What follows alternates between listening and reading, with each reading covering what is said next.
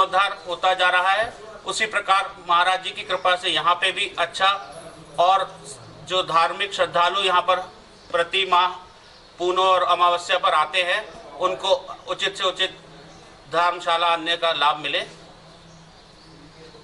महाराज जी से ऐसी हमारी अब भी आ जाएगी दो शब्द, अब भी जो भी अनुभव से बोल इनके हमारी विरासत पुरातन धरोहर जो महाकौशल में नरसिंहपुर जिले में सर्वश्रेष्ठ स्थान जो पाया है, उसकी सूची में हमने ब्रह्मांड दर्शन जो स्थान पाया है, उसमें आज ब्रह्मांड की ऐतिहासिक पुरातन धरोहर के विषय में हमारे विराजमान महंत जी अपने मुखारबिंद से गद्दी की परंपरा, इस भूमि की जो आज इस यहाँ जो है, जो भी प्रतिमाएं उस सिद्धि उस काल से बैठी हैं, उसका आप अपने मुखारबिंद से, अपने अनुभव से और अपने विवेक से व्यक्त करेंगे। और जो भी व्यक्त करेंगे हम शासन से निवेदन करेंगे कि वो मध्य प्रदेश गजेटियर में नरसिंहपुर ब्रह्मांड दर्शन के रूप में कॉपीराइट हो, रजिस्ट्रेशन हो, जिससे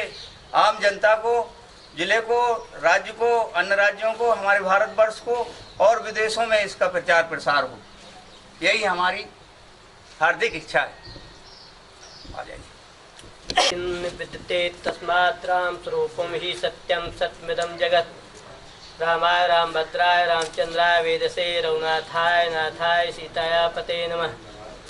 राम जी की इच्छा से ये जो बरमान कला में राम जानकी बड़ा मंदिर स्थित है, ये डाकोर गद्दी खेड़ा जिला गुजरात के श्री मंगलदास जी महाराज के परिवार के महात्मा श्री स्वामी हंसदास जी महाराज एक सिद्ध महात्मा हुए हैं, जो जमात एवं संतों की मंडली चलाते थे। आज की भाषा में उसको जमात बोला जाता, प्राचीन भाषा में संत मंडली बोला जाता था। तो संत मंडली लेकर के श्री हंसदास जी महाराज यहाँ नर्मदा परिक्रमा में आए और उन्होंने यहाँ बरमान कला में नर्मदा जी के तट पे पड़ाव डाला। और जब वो शाम को रात्रि में विश्राम किए तो उनको स्वप्न हुआ। पंचमुखी हनुमान जी महाराज जो विराजमान हैं, वह एक पीपल का वृक्ष था, उसके नीचे वो मिट्टी में दबे हुए थे। हंसदास जी महाराज को श्री हनुमान जी महाराज स्वप्न दिए कि हम यहाँ मिट्टी में दबे हुए हैं, हमको यहाँ से निकालिए और एक राम जानकी बड़े मंदिर के रूप में यहाँ स्थापित, भगवान श्री राम का मंदिर स्थापित करें। तो हंसदास जी महाराज जब सुबह जगे, उन्होंने संतों को बताया, तो संतों ने जब खोदना चालू किया तो वहाँ हनुमान जी महाराज पीपल के नीचे मिट्टी के ढेर में दबे हुए मिले। उनको निकाला एवं यहाँ के राजा जो गौड़वाना राज उस समय था, श्री बलवंत सिंह जी देव पिठेरा के राजा थे, उनको बुलाया और उनको धार्मिक शिक्षा दे करके और उनसे आर्थिक मदद लेकर के यहाँ एक भव्य मंदिर बनाया हंसदास जी महाराज ने। फिर यहाँ के जो राव साहब थे, देवराज सिंह, मतलब जो उदय वर्तमान राव साहब हैं, उदय प्रताप सिंह, देवराज सिंह, उनके पूर्वजों को भी उन्होंने धर्म शिक्षा दे करके यहाँ प्रेरित किया एवं राज परिवार और राव साहब परिवार ने मिलकर यहाँ आर्थिक सहायता की और मंदिर को साकार रूप दिया।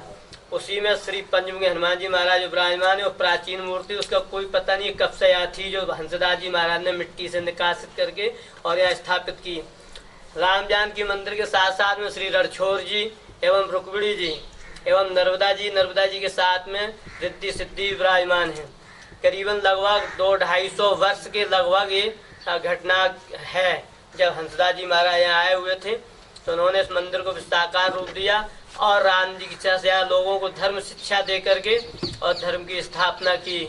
और फिर वो राम जी से यहाँ पंडित पुजारियों लगा के और संतों को यहाँ महंत गद्दी स्थापित करके फिर वो नर्मदा परिक्रमा में आगे अपनी यात्रा प्रारंभ किए। इतना ठाकुर जी की कृपा हुई। आज जो वंश परंपरा चली आ रही है संतों की, तो करीबन हम 12वीं पीढ़ी पे विराजमान हैं। हम सब ऊपर 11 महंत बन चुके हैं। हम 2013 में हमारी यहाँ महंताई गद्दी हुई और 2007 में हम यहाँ आए थे। 9 साल हमारा कार्यक्रम पूरा हुआ, 10वीं साल प्रारंभ हुई है। तो राम जी से जितना हमसे बन सका हमने यहाँ गांव के स्थानीय लोगों से ही मदद ली, जिसका जीर्णोद्धार चालू किया। जीर्ण शीर्ण व्यवस्था यहाँ हो चुकी थी, तो स्थानीय लोगों से मदद लेकर के एवं राम जी जो मंदिर की व्यवस्था है, जो जमीन जायदाद है, उससे भी कुछ व्यवस्था की और राम जी से इस व्यवस्था को आगे बढ़ाया। ठाकुर जी से ही मंगल कामना करते हैं कि ग्राम के सभी लोग हमारी मदद करते रहें और हम ठाकुर जी के कार्य में आगे बढ़ते रहें। श्री राम जय राम जय जय राम, श्री राम जय राम जय जय राम, श्री राम जय राम जय जय राम। रामचंद्र भगवान की जय, श्री हनुमान जी महाराज की जय, श्री नर्मदा मैया की जय। हर हर नर्मदे। वर्णित महंत जी के मुखारबिंद से जो व्यक्त हुआ है वह आज इस मंदिर का जो दसम अवतार विष्णु भगवान है उसमें गजेटियर में उसका वर्णन है। मध्य प्रदेश गजेटियर पुराना और नया हमने इसका मेहनत करके सब इतिहास निकाल लिया है और भगवान गरुड़ के 24 समस्त अवतारों के 24 अवतार जो गरुड़ स्तंभ के नाम से है वो भी उसमें गजेटियर में वर्णित है। एक यहाँ जो स्तंभ है शिलालेख है उसमें 24 अवतारों की वो है चक्र है। अब वो उसको भी हम लोग अगर दर्शन पाएंगे तो उसको भी रिकॉर्ड में लाएंगे, उसमें गजेटियर में वर्णित है। ये हमको जानकारी हुई है। बाकी यहाँ के इतिहास के विषय में अब हम पंचकोशी परिक्रमा में ये यहाँ से जो 2.5 कोस उत्तर है ये कला से लेके 5 कोस उत्तर और दक्षिण देवकुल और पितृकुल दोनों कुल के 127 तीर्थों में यहाँ से परिक्रमा का जितने भी तीर्थ में मंदिर मठ और पुजारी और महंत आएंगे उनको संकलित करके ये जानकारी ये चित्र और ये इतिहास शासन से निवेदन करेंगे कि इसको अतिशीघ्र वर्तमान प्रशासन में जो कलेक्टर हैं जो शासन है प्रकाशन कराए ताकि ये मध्य प्रदेश के पर्यटन के रूप में आ सके और आगे चल के आने वाली पीढ़ी इसका जो भी है हमारा अतीत इसका धार्मिक लाभ ले सके। यही हमारी हाथ जोड़ के विनय है। हम मंगल कामना चाहते हैं, भगवान हमको शक्ति स्वरूप सामर्थ्य दे, हमारे साथियों को बुद्धि दे और हम मैया जो कर रही है उसको कराने में दृढ़ संकल्प। संतों का आशीर्वाद पहले बोल दिया। सब संतों की जय, सब भक्तों की जय।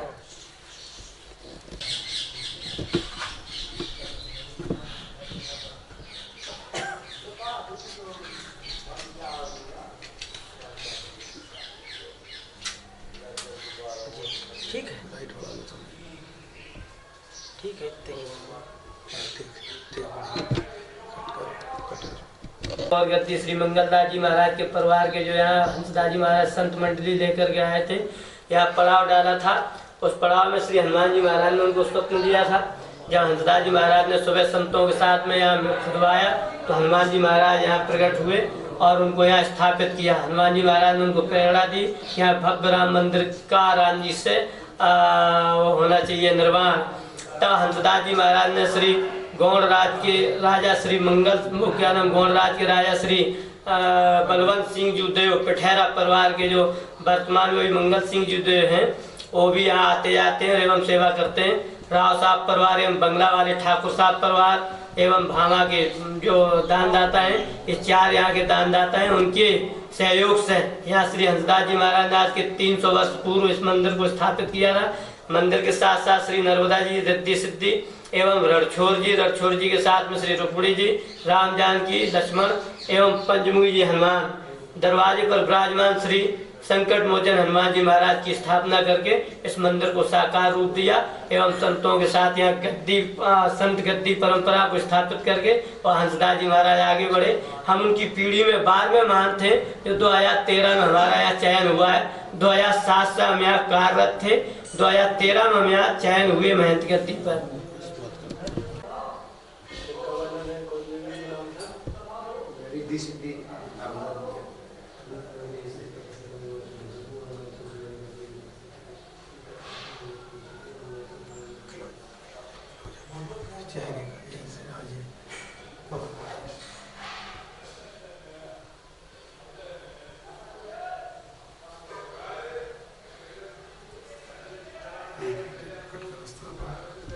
नया स्थापित की थी। मंदिर के साथ साथ मत्स्य वाहिनी है, ये नीचे मत्स्य का स्वरूप है। मत्स्य वाहिनी नर्मदा जी नर्मदा खंड में पहली ये प्रतिमा है। ऐसी प्रतिमा भव्य सुंदर नर्मदा खंड में कहीं नहीं है। ये श्री हंसदास जी महाराज जो 300 वर्ष पूर्व आए थे, उन्होंने इस मूर्ति को मंदिर के साथ साथ राम जी की इच्छा से स्थापित की थी। ये बड़ी सिद्ध एवं अलौकिक मूर्ति है। यहाँ लोग हाथ लगाने आते हैं, उनको संतान पैदा होती है। यदि वो आलस करें या अपना बोला हुआ चढ़ाने के लिए तो बच्चे रोने लगते, खींचने लगते हैं। घर पे लोग आते हैं, ऐसे बोले महाराज हमको संतान हो, तो हाथ लगा जाते हैं उल्टे।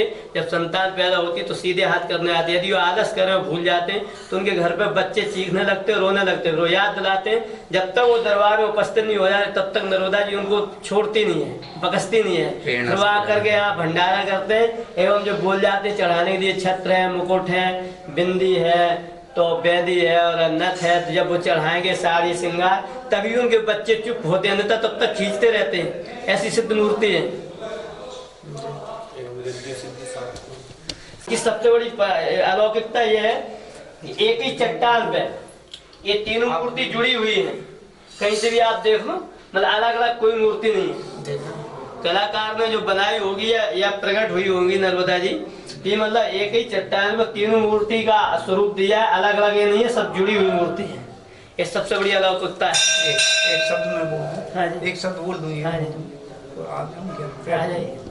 ये मस्वाहिनी रिद्धि सिद्धि जो प्रतिमा है, कलचुरी जब शिल्प कला में ये महाकौशल में कला शुरू हुई तो राजा कौकल्य के समय में, वर्तमान में महाकौशल में त्रिपुरी, वर्तमान तेवर, काली तराई और बिलहरी के बाद में पूरे महाकौशल में एक पहली प्रतिमा है जो पुरातन शिल्प कला की ऐसी अनूठी मूर्ति अभी हमको तो मध्य प्रदेश में देखने को नहीं आई, अन्यत्र हो तो नहीं कहा जा सकता। कहीं नहीं।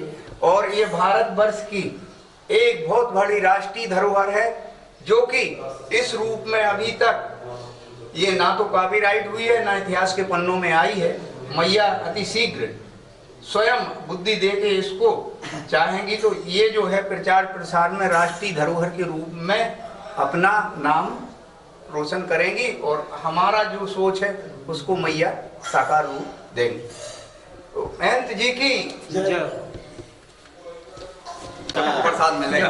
यहाँ जो हल्दी के जो हाथे लगे हैं दीवार में, जिनके संतान नहीं होती है, वो यहाँ आकर के बोलते हैं कि हमको संतान पैदा हो, हम आपके दरबार में आके भंडारा करेंगे एवं आपकी श्रृंगार राम जी से व्यवस्था यहाँ करेंगे। फिर जब उनको संतान पैदा हो जाती है तो फिर आकर के वो उल्टे हाथ से सीधे हाथ करते हैं, हल्दी में डुबा के, और राम जी से अपना बोला हुआ है भंडारा एवं चढ़ोतरी का जो भी सामान वो बोल के जाते हैं, आके मैया चढ़ाते हैं। जब तक वो चढ़ाते नहीं तब तक उनके घर में सुख शांति पैदा नहीं होती है। बच्चे खींचते हैं, रोते हैं। जब उनको याद आती है फिर वे बच्चों को लेके आएंगे, शरण में डालेंगे और हाथ सीधे करके एवं अपना बोला हुआ जब चढ़ोतरी का सामान चढ़ाएंगे तभी उनके बच्चे रोना बंद करते हैं।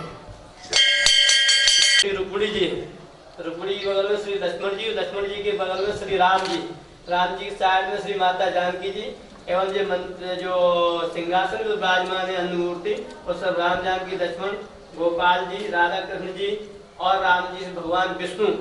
ये श्री स्वामी हंसदास जी महाराज के राम जी से हाथों से यह मंदिर का निर्माण हुआ था 300 वर्ष पूर्व, और राम जी से मंदिर की व्यवस्था एवं संत परंपरा के अनुसार सुचारू रूप से एवं अच्छी तरह से निर्वहन करते हुए हम राम जी से मंगल कामना करते हैं कि हमारे द्वारा भी इस गद्दी की परंपरा एवं मर्यादा अच्छी तरह से निर्वहन हो और हम सत्यों के चरणों में समर्पित भाव से यहाँ की सेवा कर सकें।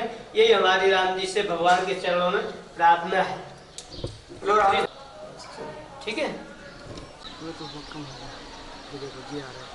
ठीक है। और उठाइए फाउंडेशन, कलसा ना दबे। ठीक, थोड़ा नीचे कर दिया आपने, और ऊपर ले जाओ। नहीं आ रहा है, बहुत आ रहा है ऊपर। वो फाउंडेशन आने चाहिए ना, ये धार आने चाहिए थोड़ी सी भले। हाँ हाँ, नीचे लेंगे। एक मिनट थोड़ा मैया की धार पीछे आओ, और पीछे आओ, और पीछे आओ, और स्वामी जी के चरणों तक आने। हाँ, एक मिनट नीचे से कुछ लाएं क्या बिछाने के लिए? अरे नहीं, खड़े खड़े बोल देंगे। ठीक है, ऐसे बैठ जाएगा। नहीं पर नीचे आसन कुछ ना कुछ। अब आया भैया, अब आ गई धार, पूरा चित्र आ गया, आपका भी आ गया मेहंदी जी का। बिल्कुल करेक्ट। बोलिए नर्मदा मैया की जय। ये दीपेश्वर की महिमा कुछ बताइए। नर्मदा जी की महिमा चालू करें? जी जी। हमारे सनातन शास्त्रों में ऐसा वर्णन आया है कि नर्मदा जी की उत्पत्ति राम जी भगवान शिव जी के शरीर से है। तो जब प्रलय काल होता है तो प्रलय काल में सारा विश्व भगवान में समाहित हो जाता है एवं जल सृष्टि जल ही जल दिखाई देता है। उस काल में भी नर्मदा जी का लोप नहीं होता है। उस राम जी से प्रलय काल में नर्मदा जी की धार स्पष्ट रूप से दिखती है। तो नर्मदा जी का कभी भी लोप नहीं होता है। किसी भी प्रलय में नर्मदा जी विलुप्त नहीं होती है, सदैव अपने राम जी रूप में विराजमान रहती है।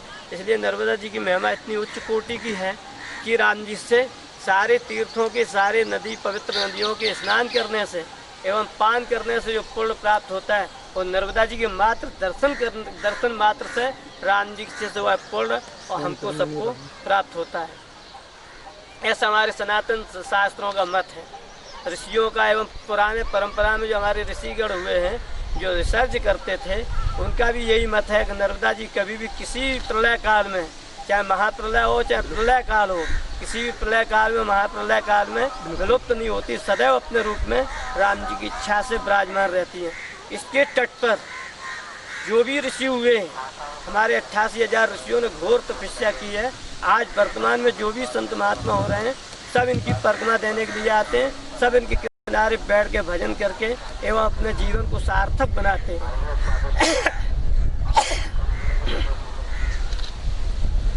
और बोलो फूल दिखा के वापस लगाना जो हो गया।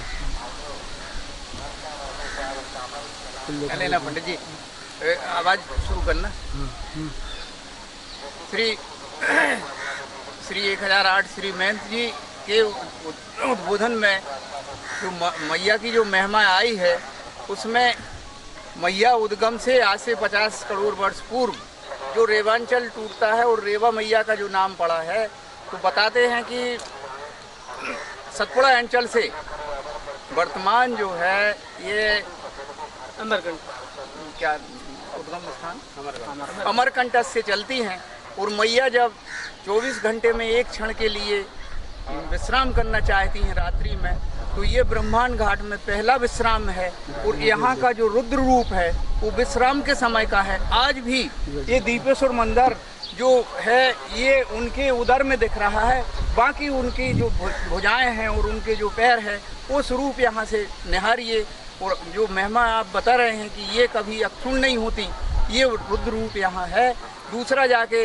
दूसरा क्षण जो है ओमकारेश्वर, और तीसरा क्षण तीसरे दिन जाके मैया सिंधु स्वयं ओमकारेश्वर में अपनी गद्दी पे लेने आते हैं। ये महिमा ये अपने नर्मदा पुराण में है। ये यहाँ की अनेकता में एक विशेषता है, जो कि वन, नैसर्गिक, प्राकृतिक सौंदर्य और धार्मिक एवं पुरातन की एक अनूठी विशेषता है, जो कहीं दोनों तट में अन्यत्र देखने को नहीं मिलती। और ब्रह्मा जी से लेके जितने भी ऋषि मुनि हुए हैं, इनके अंचल में एक चावल बरोबर कहीं जगह खाली नहीं है। ये तपों से पूरी धरती भरी हुई है। इसी का धर्म लाभ लेने हर तीर्थ, हर पर्व पर, चाहे वो संक्रांति हो, चाहे शिवरात्रि हो, और अक्सर कर पूर्णमासी और अमावस्या को यहाँ लाखों लोग मैया का स्नान करते हैं और इन तीर्थों का दर्शन करके अपने जीवन को कृतार्थ करते हैं और इन संत के दर्शन करके जीवन को सफल बनाते हैं। ये मैया की बड़ी अनूठी महिमा है। प्रसिद्ध ये हाथी दरवाजा जो है, और इसके बाईं तरफ आप देख रहे हैं राधा कृष्ण मंदिर है, जो यहाँ पर छोटे मंदिर के रूप में प्रसिद्ध है। और इसी के दाईं ओर राम जानकी बड़ा मंदिर है। अरे ये देखो, ये नहीं है ना, एक मिनट, एक शोल्डर पे ले। पुरातन हाथी दरवाजा, पुरातन काल से प्रसिद्ध ये हाथी दरवाजा जो है, इसके सीधे हाथ पे आप देख रहे हैं कि राधा कृष्ण मंदिर है, जो यहाँ पर छोटे मंदिर के नाम से प्रसिद्ध है। और इसी के अंदर आंगन में पंचवटी नाम से स्थान है। और बाएं हाथ पे आप देखेंगे, ये टर्न हो जाओ, बाएं हाथ पे आप देख रहे हैं राम जानकी मंदिर। राम जानकी मंदिर, जहाँ के महंत जी ने अभी आपको ये पुरातन इतिहास में बताया कि श्री हंसदास जी महाराज द्वारा यह मंदिर को स्थापित किया गया था। एक मिनट। सामने जो है ये वाला विष्णु, ये वाला लाल कलर मेरे इसमें है। दत्त मंदिर, दत्त मंदिर, दत्त मंदिर है। और नहीं, ये तो शिव मंदिर है, ये जो प्रतिमा वाला ये हमारे उसमें है ना, ये सोमेश्वर मंदिर है। हाँ, एक इसी के सोमेश्वर साथ ही मंदिर। इसी के जस्ट दीपेश्वर के सामने सोमेश्वर मंदिर है, जो राज्य शासन पुरातत्व विभाग की में आ चुका है। दूसरा उसी के सामने विष्णु मंदिर है, ये विष्णु मंदिर है जी, ये विष्णु मंदिर है। इस प्रकार से ये यहाँ के तीर्थों की महिमा में ये विशालतम जो मंदिर दिख रहे हैं, ये यहाँ की अद्वितीय महिमा है। और इसके साथ ही अन्य छोटे जैसे दक्षिण तट के अलग है, ये महिमा जो है 127 तीर्थों में सभी मंदिरों का इतिहास और सभी मंदिरों की महिमा वर्णित है। इसके साथ ही ये मिश्रा जी अपन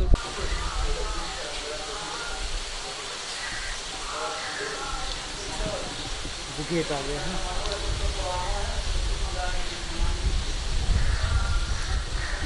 अब हम आ चुके हैं राधा कृष्ण मंदिर बरमान।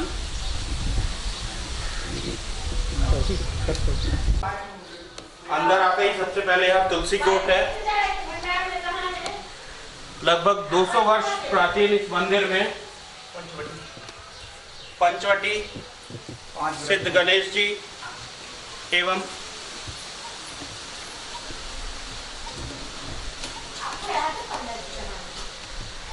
ये जो है ना, ये मुख्य हम आपको द्वार एक पे विशेषता और बता। और पीछे आओ। अभी वहाँ खड़े हो जाओ ना पीछे। हाँ, एक पहले सेकंड चित्र ले लो, आप नहीं समझ पाओगे। सिंगल चित्र आ जाएगा।